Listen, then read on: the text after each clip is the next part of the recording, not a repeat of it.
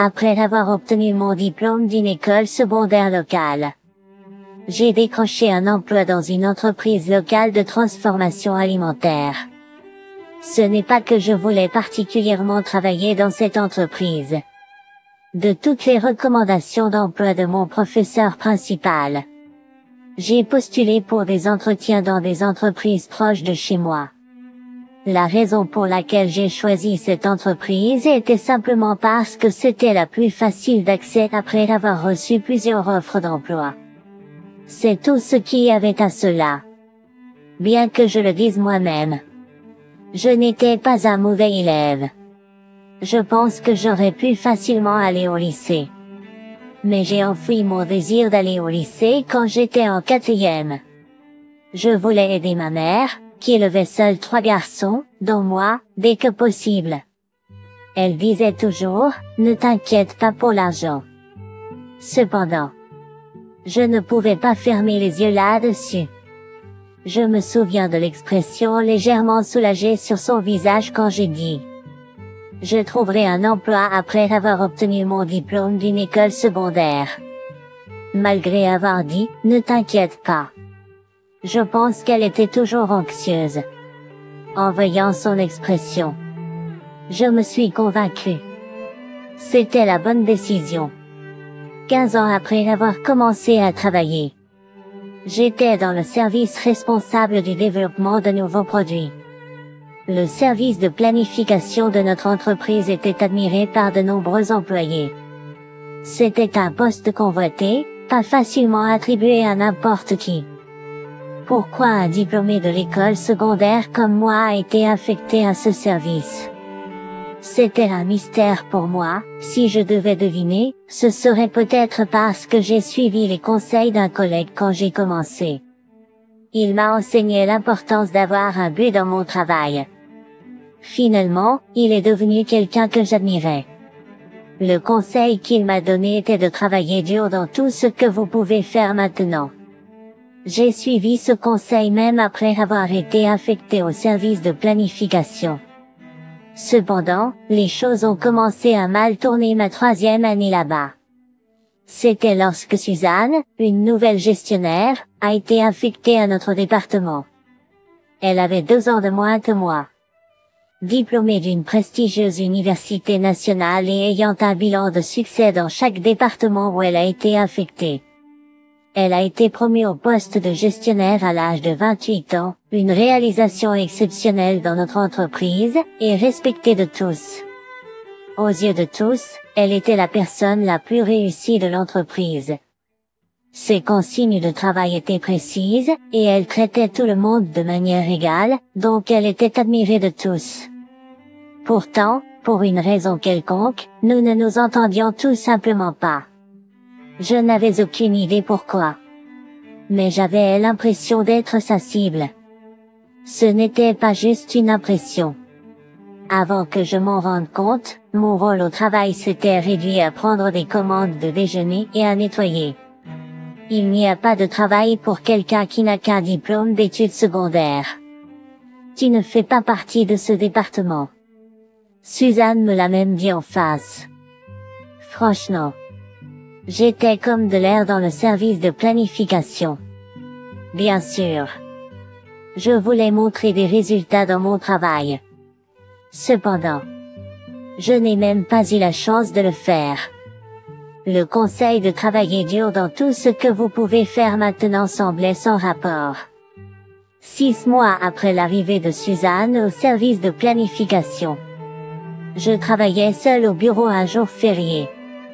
Dans notre entreprise, les employés se relayaient pour répondre au téléphone les jours fériés. Ce jour-là, c'était mon tour. Ce n'était pas une coïncidence. Suzanne m'avait personnellement demandé, « John, viens travailler le jour de ton prochain congé. » Sa manière de parler était polie mais insincère. Je l'ai compris. Je m'étais préparé à travailler pendant les vacances il y a longtemps.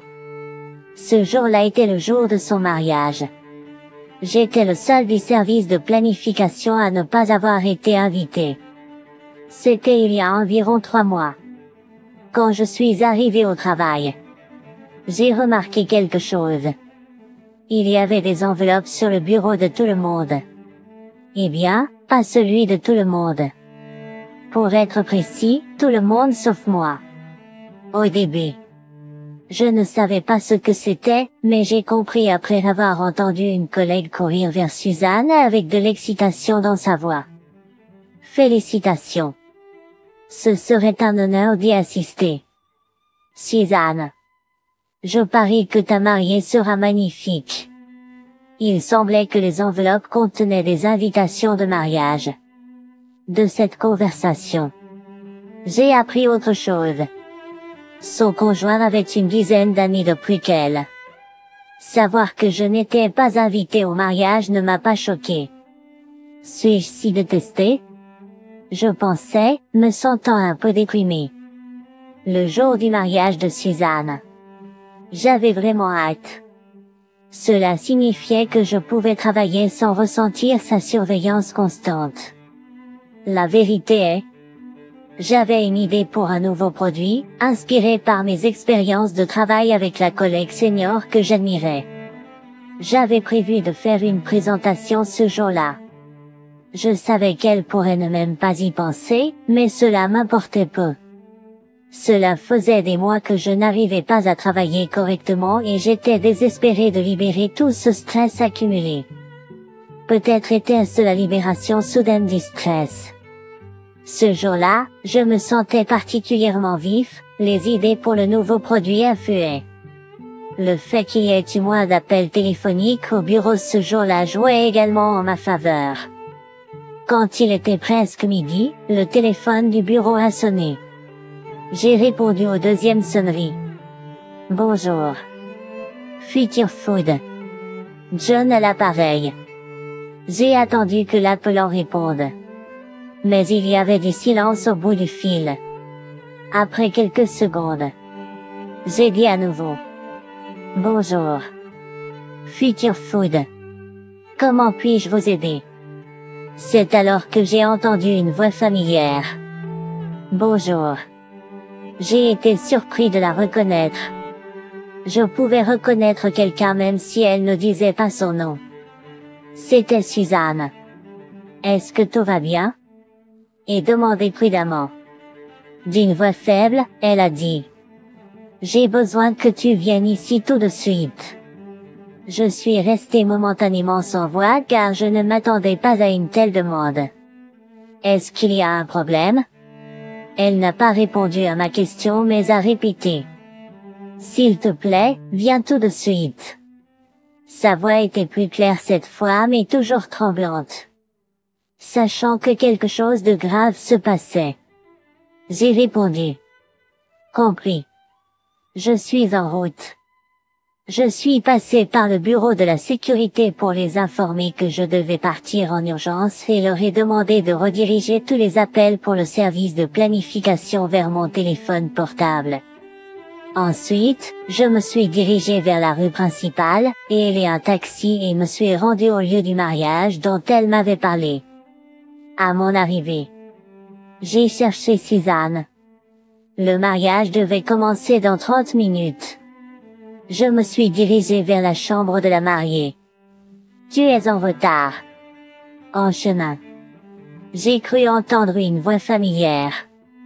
Je me suis figé en me tournant vers la voix qui m'avait interpellé. C'était Robert qui se tenait là. C'était lui qui m'avait appris l'importance de travailler dur dans tout ce que l'on peut faire maintenant. Pourquoi es-tu ici?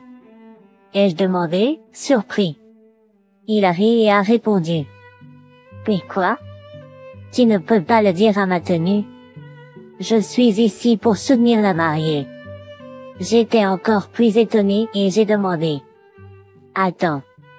Es-tu le partenaire de Suzanne? Il a fait signe affirmativement en disant. Oui. Eh bien, mettons de côté la longue conversation pour l'instant. Tu ne peux pas assister à un mariage dans cette tenue. Il y a un endroit de location à proximité. Va d'abord te changer. Il a dit en me poussant vers cela. J'étais dans un dilemme. Je n'avais pas été invité, alors comment pourrais-je y assister? Mais je n'ai pas été invité. J'ai protesté. Il a ri et a répondu. Nous avons une place pour toi aussi. J'étais totalement perplexe. Néanmoins, guidé par lui, je me suis dirigé vers le magasin de location. Après m'être changé en vêtements loués et m'être dirigé vers le lieu du mariage, je me suis interrogé. Et le cadeau de mariage? Je n'ai rien apporté. Puis Robert est réapparu. Tiens, prends ceci. Il a dit en me tendant une boîte cadeau. Est-ce que c'est? J'ai commencé avec surprise, il a souri malicieusement et a dit. Ne t'inquiète pas, elle est vide. Ses instructions pendant le mariage.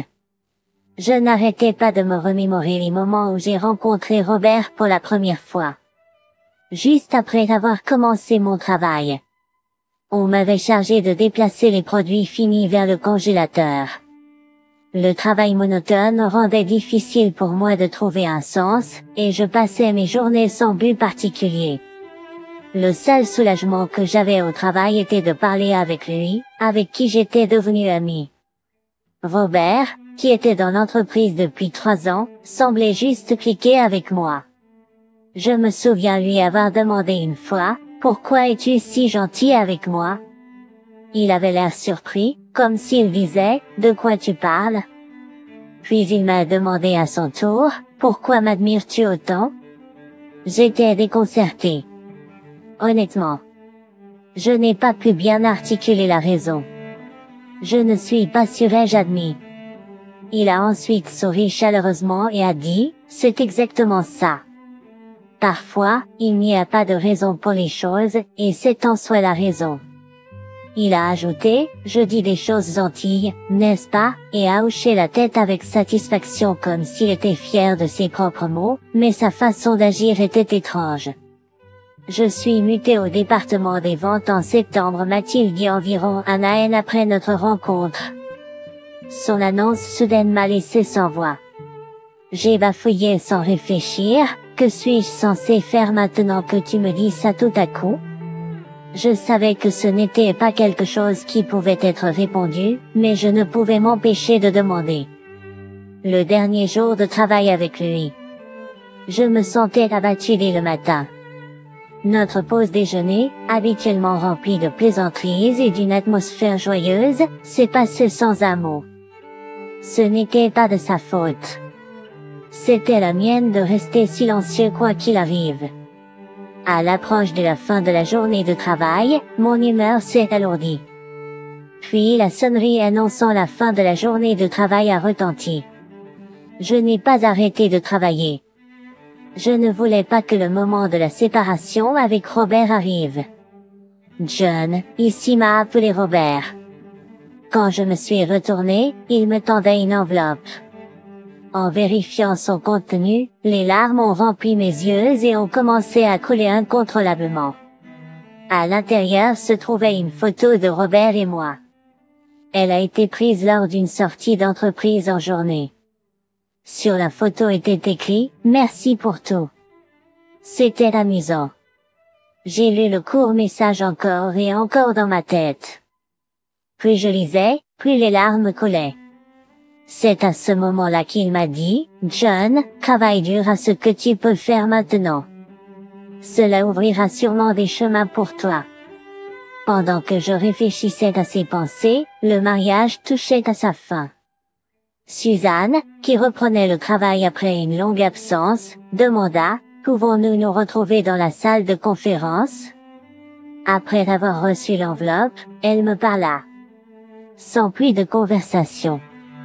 Je la suivis, restant légèrement en retrait. Dès que nous sommes entrés dans la salle de conférence, elle s'écria, « Je suis vraiment désolée pour tout. » J'ai été pris au dépourvu par son soudain éclat. Elle continua, « Ce matin. Robert m'a dit, le début est important. Excuse-toi correctement. Je te dirai tout. » Je vois, ai-je répondu, comprenant tout après avoir entendu son histoire. J'ai décidé de laisser tomber tout le traitement dur qu'elle m'avait montré jusqu'à présent. Son comportement dur envers moi était lié à mon petit frère, Lucas, qui avait 2 ans de moins que moi. Suzanne et Lucas étaient camarades de classe dans le même collège. Il s'avère que Suzanne ne pouvait pas battre Lucas en performance académique. Étant très compétitive, elle travaillait dur mais n'arrivait jamais aux notes de Lucas. Cela a dû être une source de frustration de longue date pour elle. Même en accédant au meilleur lycée de l'État et à une prestigieuse université nationale, cela n'a pas atténué ses sentiments de ressentiment. Et lorsqu'elle a été nommée manager du département de planification où je travaillais, ses sentiments de ressentiment envers Lucas ont refait surface. J'ai utilisé ma position de patronne pour te confier des tâches désagréables et faire des remarques désobligeantes. C'était du harcèlement de pouvoir complet. Je suis tellement désolée, a dit Suzanne, s'excusant et pleurant. Robert travaillait au département des affaires générales. Il savait que j'étais dans le département de planification depuis le début mais est resté silencieux pour éviter de mettre une pression inutile sur Suzanne. Il a révélé notre relation lorsqu'il créait le plan de table pour les invités du mariage. Vous avez un employé nommé John dans le département de planification, n'est-ce pas? C'est le gars que j'ai traité comme un petit frère. Entendre parler de moi. Suzanne paniqua, pensant que m'inviter au mariage révélerait comment elle m'avait traité. Mais elle ne pouvait pas avouer la vérité à Robert, donc son anxiété grandissait. Elle a expliqué sa relation avec moi à Robert seulement après être arrivée au lieu du mariage, juste après m'avoir appelé d'une voix tremblante. Je suis désolée pour le tort irréparable que j'ai causé, aurait dit Suzanne. À l'écoute de ses excuses, Robert aurait dit, laisse-moi m'en occuper. Mais tu dois assumer tes actes. La tenue de location et la boîte à cadeaux vide pour le cadeau de mariage avaient maintenant du sens. C'est pourquoi Robert était si efficace le jour du mariage.